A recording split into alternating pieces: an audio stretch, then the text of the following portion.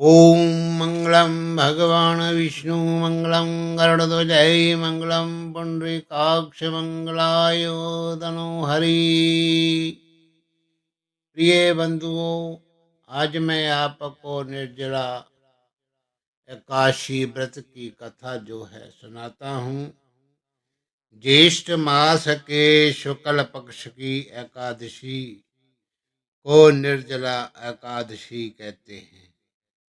इस व्रत में पानी का पीना वर्जित है, इसीलिए इसे निर्जला एकादशी कहते हैं। वर्ष भर की 24 एकादशियों में से ज्येष्ठ शुक्ल एकादशी सबसे बड़ी और सर्वोत्तम मानी गई है।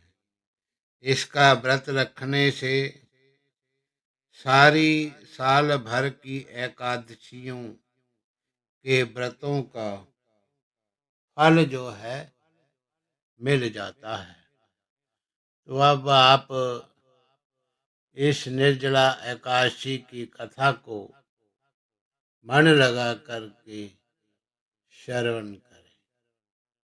तो भीमसेन व्यास जी से कहने लगे कि हे पितामह, भ्राता युधिष्ठिर, माता कुंती, द्रौपदी, अर्जुन, नकुल और सहदेव आदि सब एकादशी का व्रत करने को मुझे कहते हैं, परंतु महाराज मैं उनसे कहता हूँ कि भाई, मैं भगवान की शक्ति पूजा आदि तो कर सकता हूँ, दान भी दे सकता हूँ, परंतु भोजन के बिना नहीं रह सकता।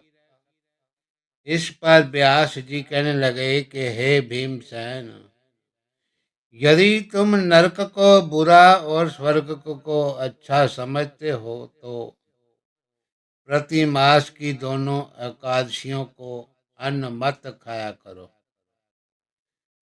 भीम कहने लगे कि हे पितामह, मैं तो पहले ही कह चुका हूँ कि मैं भूख सहन नहीं कर सकता। यदि वर्ष भर में कोई एक ही व्रत हो तो वे मैं रख सकता हूँ, क्योंकि मेरे पेट में वृक्क नाम की जो है अग्नि का वास है, सो मैं भोजन किए बिना नहीं रह सकता। भोजन करने से भी शांत होती है, इसीलिए पूरा उपवास तो क्या, एक समय भी बिना भोजन किए रहना कठिन है। अतः आप मुझको कोई ऐसा व्रत बताइए जो साल में एक ही बार करना पड़े और मुझको स्वर्ग की प्राप्ति हो जाए।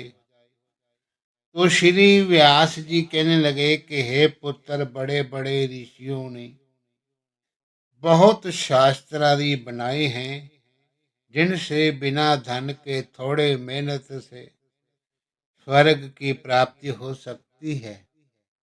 इसी प्रकार शास्त्रों में दोनों पक्षों की एकादशी का व्रत मुक्ति के लिए रखा गया है।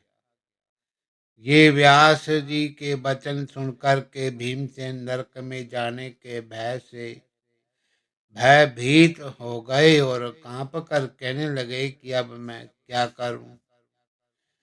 मास में 2 व्रत तो मैं कर ही नहीं सकता।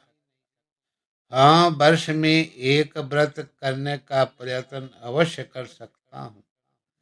अतः साल में एक दिन व्रत करने से यदि मेरी मुक्ति हो जाए तो ऐसा कोई व्रत बताइए। ये सुनकर व्यास जी कहने लगे कि वृक्ष और मिथुन की संक्रांति के बीच ज्येष्ठ के शुक्ल पक्ष की जो एकादशी आती है, उस एकादशी का नाम निर्जला है। तुम उस एकादशी का व्रत करो। इस काशी के व्रत में स्नान आचमन के सिवा जल वर्जित है। आचमन में 6 मासे से ज्यादा जल न होना चाहिए, अन्यथा वे शराब पीने के सदृश हो जाता है। इस दिन भोजन नहीं करना चाहिए, क्योंकि भोजन करने से व्रत नष्ट हो जाता है। यदि एकादशी को सूर्य उदय से लेकर द्वादशी के सूर्य उदय तक जल ग्रहण ना करे तो उससे सारी एकादशियों के व्रत का फल प्राप्त होता है। द्वादशी को सूर्य उदय से पहले उठ के स्नान करके ब्राह्मणों को दान दक्षिणा आदि देना चाहिए। इसके पश्चात भूखे और सतपात्र ब्राह्मण को भोजन करवाकर फिर आप भी भोजन कर लेना चाहिए। इसका फल 1 साल की संपूर्ण एकादशियों के फल के बराबर होता है। तो व्यास जी के कहने लगे कि हे भीमसेन, ये मुझको स्वयं भगवान श्री विष्णु जी ने बताया है।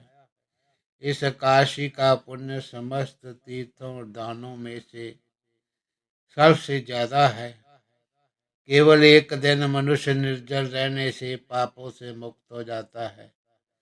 जो मनुष्य निर्जल काशी का व्रत करते हैं, उनकी मृत्यु के समय यमदूत आकर उसे नहीं घेरते, वरना भगवान के पार्षद उसको पुष्पक विमान में बिठा करके स्वर्ग को ले जाते हैं।